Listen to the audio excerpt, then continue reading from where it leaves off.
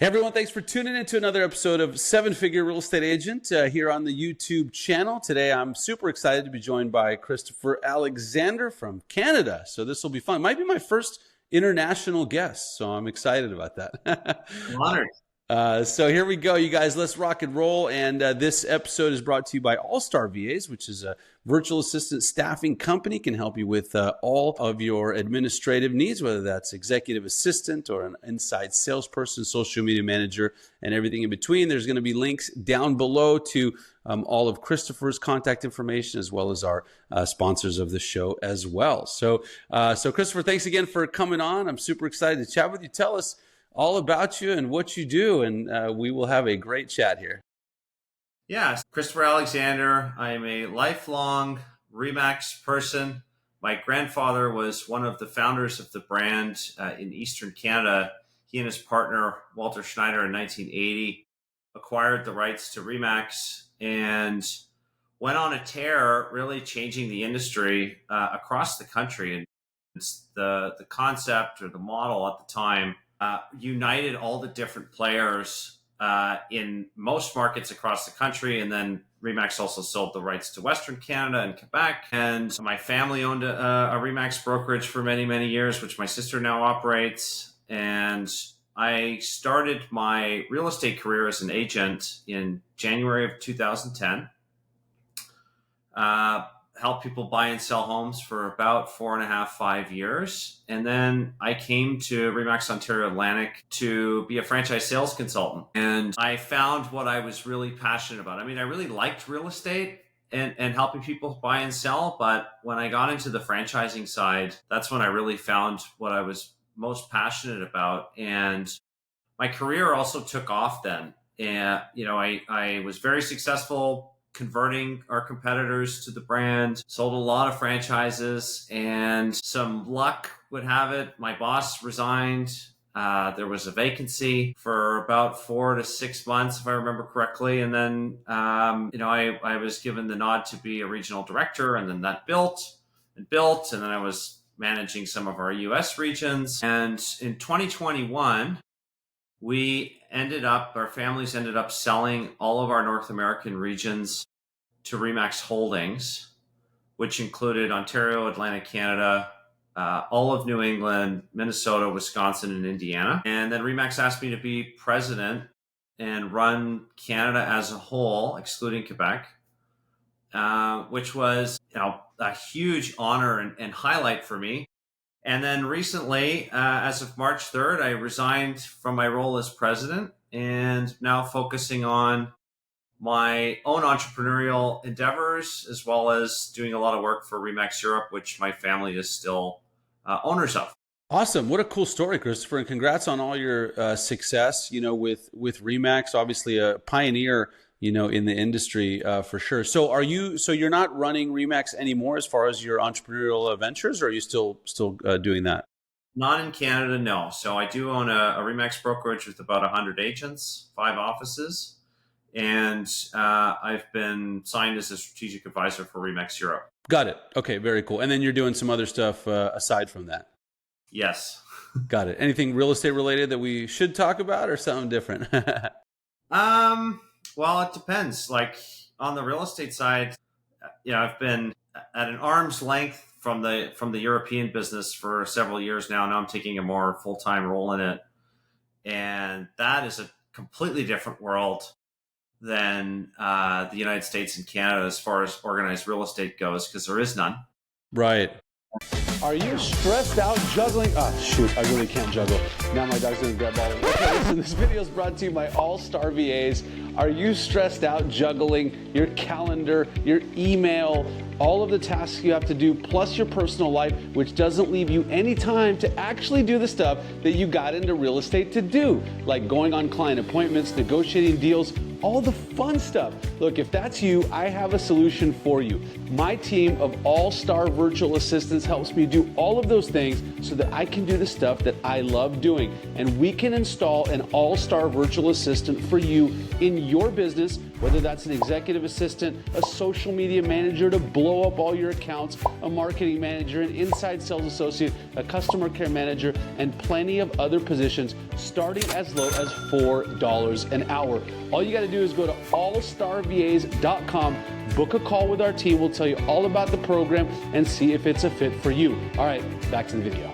And you think back to the National Association of Realtors and all of the settlements and lawsuits that happened last year. The irony of it all was it looked like the DOJ was pushing towards a European system, which in my opinion really sucks if you're a consumer, because it takes on average 48 to 72 hours to get a call back from an agent and up to 2 weeks to get in to view any properties. And so you also have a world where agents don't sell each other's listings. So if I have a perfect buyer for your listing, you're not going to deal with me because you want to find your own buyer to make all the money and not split the commission. So right.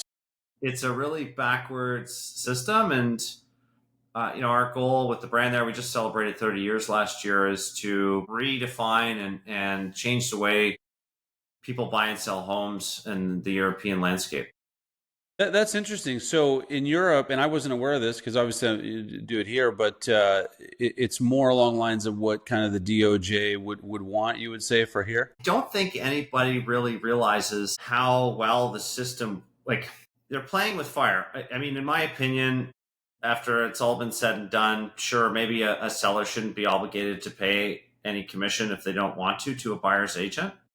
But I think just looking at the comparison of how you go about buying a home in Europe, it kind of sounds a lot like that's what they're going for. And I think that's a big step back for the consumer. Yeah, Christopher, I totally agree with you. Just coming from, so I was an attorney for a couple of years and then broker and owned brokerages and stuff like that. And it's the other thing this has done is just created still so much confusion in the marketplace, sellers, because I talk to sellers every day, they don't really understand what they're supposed to do or what they can do or how to do it properly. Buyers don't understand. And then, offers are confusing because some offers don't ask for commission, some do. And it's just, I think it's created all this madness. The only people that really won are the lawyers who got a piece of that settlement. Yes. And in Canada, we have a copycat going on right now that REMAX recently settled, but a lot of what the DOJ was advocating for, more disclosures, buyer agency, that's been in place in most provinces for almost 20 years. Yeah. And by the way, that part was good. I think, when I first got into real estate after being a lawyer, I always used buyer broker agreements. I never understood why people didn't, other than they were afraid to ask for them. But I thought that part was pretty good. But the whole, rearranging the commission and now it's not on the MLS. I mean, that just wreaked havoc on everything. Yeah. And the funny thing about buyer agreements is you go to a climbing gym with your kids, and the waivers you have to sign for that are way deeper than any buyer rep deal. We'll see. I think it always, in our industry, anytime there's new policy, the agent and broker base, they usually throw a fit, but they find a way to adapt and move forward. And at the end of the day, we're still handling most people's biggest assets. And they don't buy and sell homes, like they order taxis and pizzas and food. And so they want that advisor. And I think the professional full-time agent is going to continue to thrive no matter what.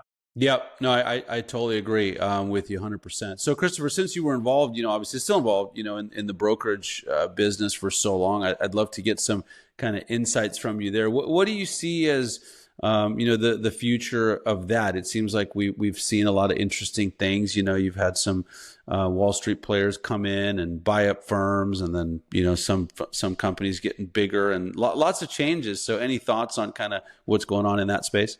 Well, on both sides of the border, you have different challenges. And, from a US perspective, there's these emerging ecosystems and conglomerates that are trying to impose your will. You mentioned Wall Street, like all the buying that Compass has been doing. I still have a hard time seeing how anyone can justify the amount of money they're spending based on the revenue that they're recouping. Like, it's crazy. Obviously a lot smarter people than me that are running that operation.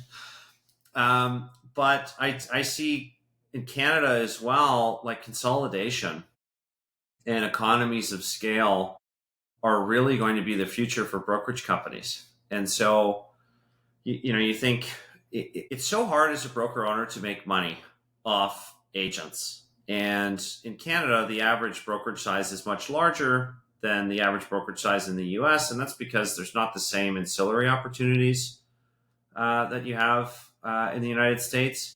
But in both Canada and the US, like that margin per agent is so small. And so you need a lot of agents to make any real money. And if you don't have them, you're probably out there listing and selling homes.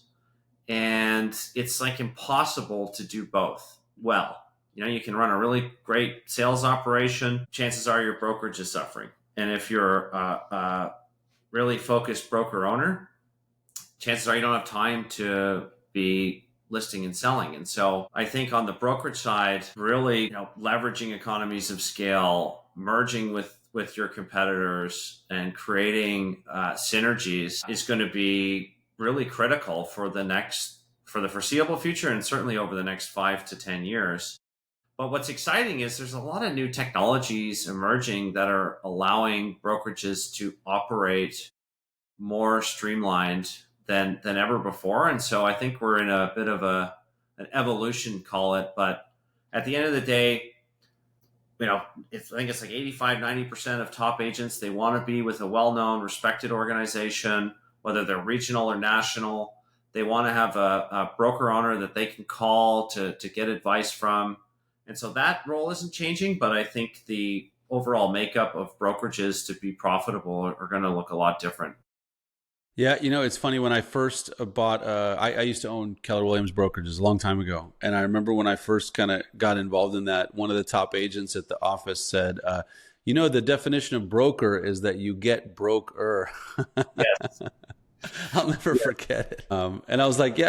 And I didn't realize until I kind of got into that world of that side. What you said, I think, is so true. Because I tried to do both. I tried to have the brokerage, and then I was running my sales team. And, I realized these margins are just, so tiny, and you have to make money off the ancillary services. And then kind of both suffered. So I decided that wasn't really for me.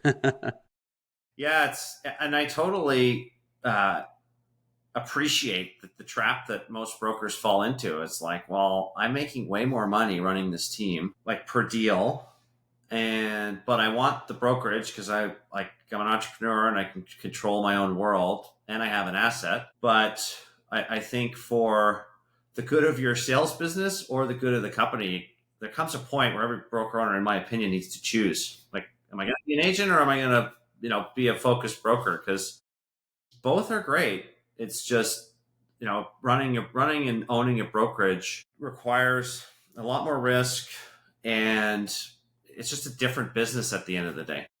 Yeah, for sure. And one of the main issues, I think, is agents obviously always want higher splits, so your margin's always going down, or they're leaving, and so it's recruiting. Ends up being a recruiting game for sure. And so you're trying to do low margin, high volume, hopefully for most of the business models. And so it creates some issues. This is actually very, very insightful for sure. I wish I would have had that talk before I got into the brokerages. Christopher, do you have any thoughts on, I've been reading a lot about all the clear cooperation and, Zillow now only publishing homes that are listed on the MLS and things like that. Any thoughts on kind of where that's headed? There seems to be some contention there.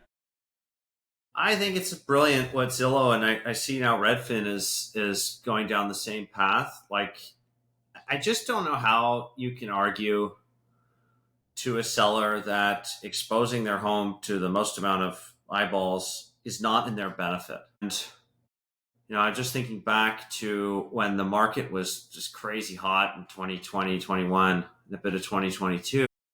You had agents that would have the pocket listing, and there was, such little inventory available. And then you'd have a buyer all of a sudden see a sold sign on a property they didn't know was available. They've been looking for months, and chances are have lost out in many multiple offer situations.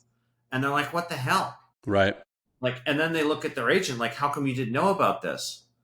And so I think the opposite of clear cooperation is very self-serving. But, if you're looking at it from like the mega team or mega agent side, yeah, they love it because like they control their own inventory. You have to go through them.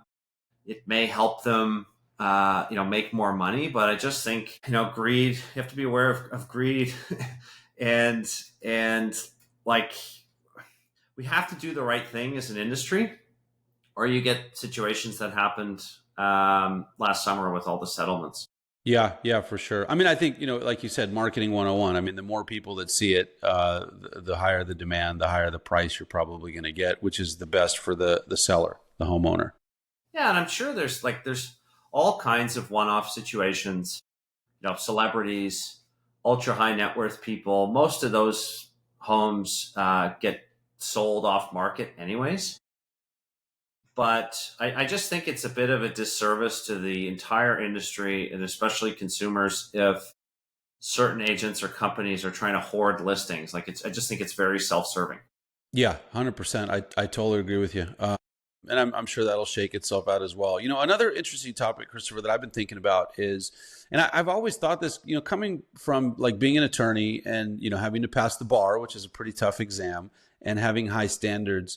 You get into real estate and then you see, like, I think there was a stat that, 3/4 of agents didn't do a deal and most agents don't do any production. Yet, they're still paying dues to like National Association of Realtors in the US and, their brokerage and stuff like that.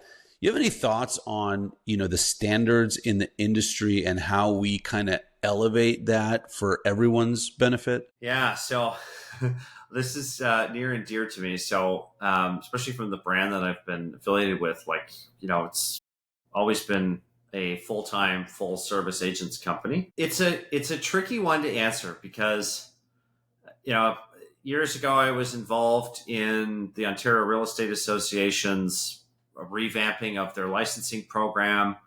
There was a point in time where they wanted to require university or college education to be able to get your license.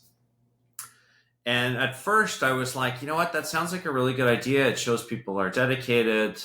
But then I looked at our top 10 franchises, and 6 out of the 10 at that time, this is probably like 6-7 years ago, didn't even finish high school.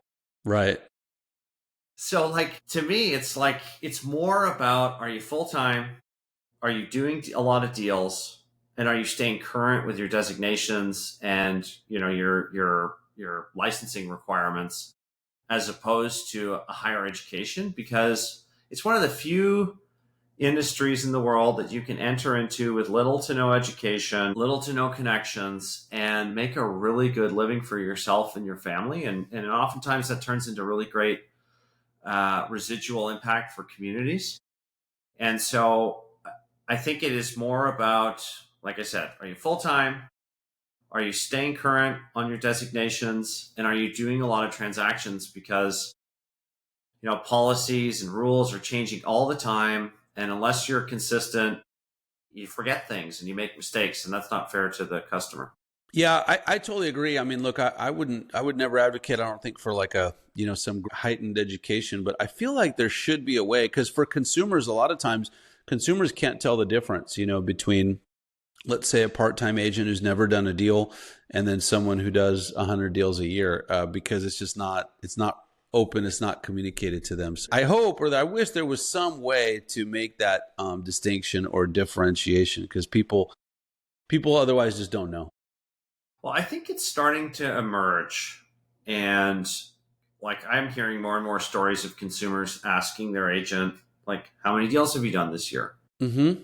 And there are some platforms, at least in Canada, that I've seen that are showcasing that. Yes. That you can go onto some of these and they'll show you like, okay, this is your agent, this is how many transactions they've done. Privacy laws are a lot stricter in Canada, but I think in the US, where it's a free-for-all and some of that stuff, there's a big opportunity to showcase that. And I think, out of the DOJ, the Clear Cooperation, like all these new initiatives, I think are going to put more and more pressure on part-time agents that, frankly, to me, don't deserve to be in the industry. Yep. No, I totally agree with that for sure. So Christopher, I know you said you want to, one of your goals is, really change kind of the way real estate's done in Europe. And I'm, other than what you said earlier, I'm not too familiar with what's going on over there. Can you share a little bit about your goals there and what you're looking to accomplish? Yeah. So, just to give you a bit of the history. So 1994, a brand emerged in Europe, or it was incorporated then. And against all the consultants that my grandfather and his partner had hired to research the market, they all said, don't do it. Like the North American concept will never work. And 31 years later, REMAX is at about 32,000 agents. And we've got, several really big successful regions. And we have others that were, have to restructure so that we can get the kind of success that we've seen in other places around the world. But in a nutshell, like in most countries in Europe, there's no licensing at all. Wow. So you could be a taxi driver in the morning and then decide you want to sell real estate in the afternoon, walk into an office, and they'll probably hire you. A lot of countries have licensing for brokerages because you have to have trust accounts and proper taxation and everything's got to be legitimized with the government. But it's like I always say, it's like the Wild West or the Wild East. But there's, like I mentioned before, like agents don't sell each other's listings. There's no MLSs. If you're a homeowner, you can hire in most countries as many agents as you want at as many prices as you want on your home. So people don't do this, but in theory, you could have like 10 different lawn signs from 10 different companies in your front yard. Wow. And yeah, real estate portals, like basically they're unsophisticated Zillows or Realtor.com, like they're just, or Homes.com. They're just a free-for-all. And there's very little sophistication in that regard. And so what we've been implementing, and it's been very successful in some regions, and go figure, the ones that have implemented this are doing a lot more business than the ones that aren't, where we're taking exclusive listings, which means not what it means in North America. It means I'm the only one that can sell your house. And so I can't hire Danny and Chris at the same time. Like you're only hiring one agent. And then you also have challenges where like there's a lot of cash deals over there where in some countries they'll do the deal at 500 grand, call it, but they only report it for 250. Wow. And so, you have a lot of reporting challenges as well. And so I keep saying that just trying to add a little bit of sophistication to the agents. We do a lot of trips with different countries and their top people to North America. We take them to the different MLSs so they can see how organized real estate works. But, the concept, what I find so fascinating is like the concept of sharing your commission with another agent is so far out there for so many agents, and they don't see why hoarding it is not good for their customer. So if they could get it sold in a week, they don't care if they're going to keep the money and it takes 6 months. Like they don't seem to get that that's bad for the customer, except in the countries and regions where they've implemented a lot of this over the last 7-8 years and are seeing a lot of success with it. So it's really fun in some countries we're the household name, and in others, we got a lot of work to do, but there's 600 million people on the continent. There's no real pan-European company except for REMAX. You've got a lot of regional players. And so in a lot of ways, we're just getting started, and that's really exciting. Yeah, no, that's super exciting. It sounds like a really fun project to, educate and kind of revolutionize the industry over there. Yeah, you guys should come to a convention sometime. Yeah, that'd be fun. That'd be really fun. I'd like to go to that. Our next one is in Florence in October 2026. So My wife would love that. Take her to yeah, Florence. I'll send you the details. Yeah, that would be great. No, we would love to check that out. And so are you kind of one of the only ones that are trying to, make that happen, or are there other players that are cooperating with that and want to see that? So short answer is yes. However, like I haven't firsthand been talking to our competition. Some of my predecessors before me have made some efforts in that and have felt the juice wasn't worth the squeeze because there just wasn't receptiveness to that. So we've been trying to make North American style business practices work inside of the brand. And in Portugal, for example, it's had the right effect. And so now REMAX cooperates with the other brands in a lot of markets, and it's working quite well. And any new product, whether it's in real estate or otherwise, you have to prove the concept, and then you get some traction, and then you've got some validation where you can show other people in other markets that, like, hey, you should try it this way. It's working really well. And so we've kind of got that rolling, and so building off that is an exciting opportunity. Yeah, no, that sounds like a lot of fun. It's probably uphill battle in some cases, because not everyone wants to see that happen. I'm sure, like you said. Definitely, definitely.